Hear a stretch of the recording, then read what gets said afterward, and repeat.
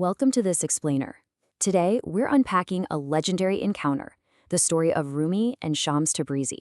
But listen, we aren't just going to recount a dusty historical biography here. Nope.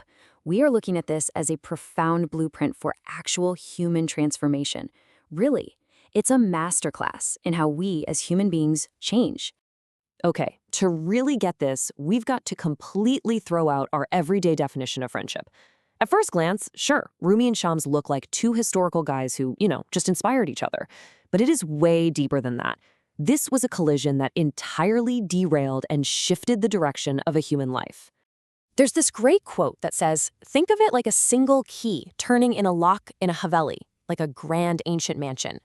The heavy door doesn't just crack open, it swears wide to reveal this entire inner room that was already there, just waiting in the dark to be seen.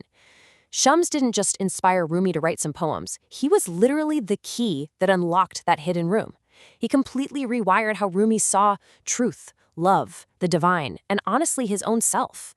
Which brings us to Section 1, the container, or Rumi's ordered world. So before Shams even entered the picture, Rumi was already this highly admired, super successful 37-year-old scholar and jurist in the city of Konya.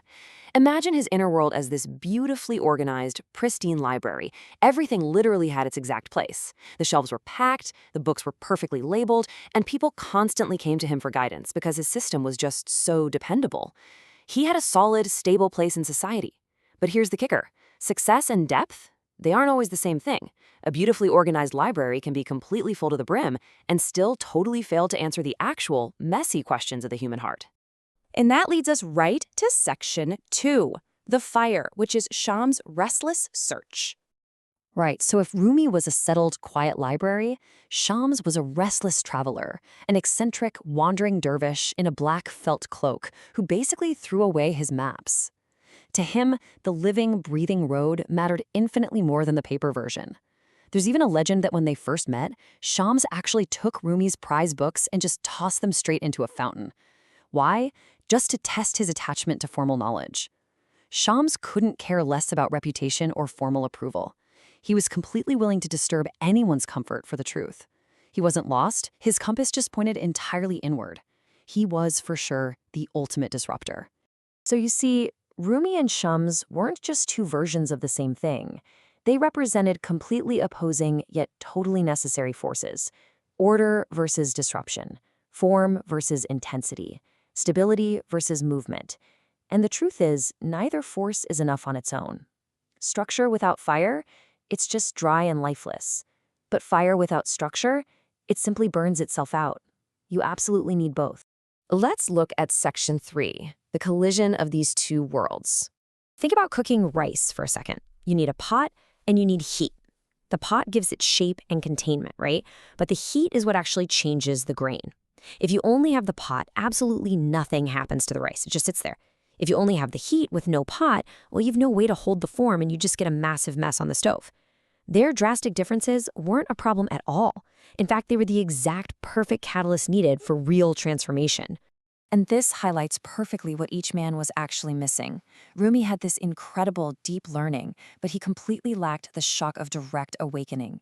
Shams had that intense spiritual fire, but he lacked a wide cultural vessel to actually hold it. It's kind of like a chisel that needs a skilled hand, or a bellows that needs a furnace. Deep change usually happens when one person brings precisely what the other just cannot generate on their own. When you break down the actual mechanics of their bond, it was really driven by three core forces: recognition, challenge, and trust.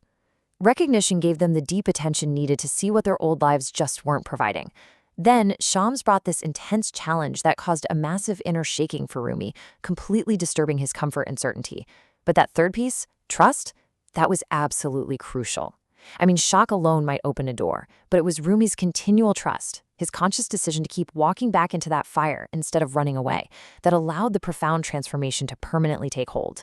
Which brings us to Section 4, a catalyst for inner change.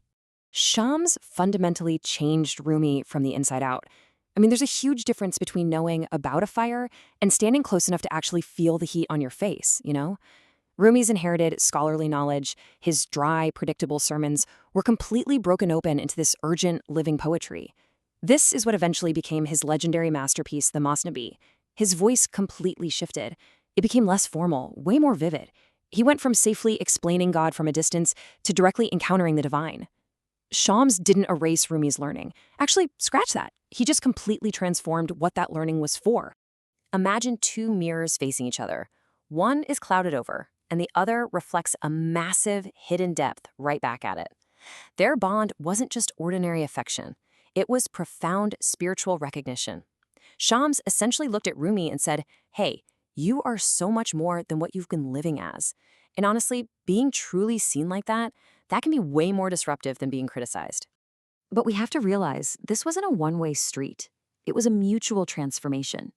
Just as Shams disrupted Rumi's old identity, Rumi became the fertile ground where Shams' totally isolated spiritual truth could finally take root and spread. Without Rumi acting as the container, Shams' intense fire might have just stayed completely isolated and faded away. Rumi gave Shams' insight a visible, lasting form. And when a bond is that intense, it completely changes the atmosphere around it. This inner shift terrified the public. Rumi shifted from using understanding as a form of control to understanding as total surrender. He just stopped repeating the safe, approved answers. In fact, the local community in Konya was so deeply threatened by this disruption that they actually chased Shams out of town. That's how massive the social disruption was. When a respected public figure changes that deeply, it makes the people around them feel like the ground under their own feet is giving way. And finally, Section 5, the luminous legacy. So, what does this all mean for us? We can use this historical story as a pretty incredible lens for our own modern lives. Think about how you read your own transformations. Meaningful relationships, they aren't always comfortable. Sometimes they're the fire.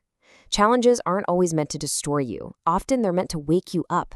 And perhaps the biggest takeaway, your current identity, no matter how successful or settled it feels right now, isn't necessarily your final one. Real change arrives through encounter and disruption. So I want to leave you with one final provocative question. Look at the key people in your life right now. Are they a mirror? Are they a challenge? Are they the spark of fire you desperately need, or are they the structured container you've been searching for? Once you start viewing your relationships through this profound pattern of Rumi and Shams, you stop just passively experiencing life. You start actively reading your own transformation. Keep an eye out for your sparks and your containers.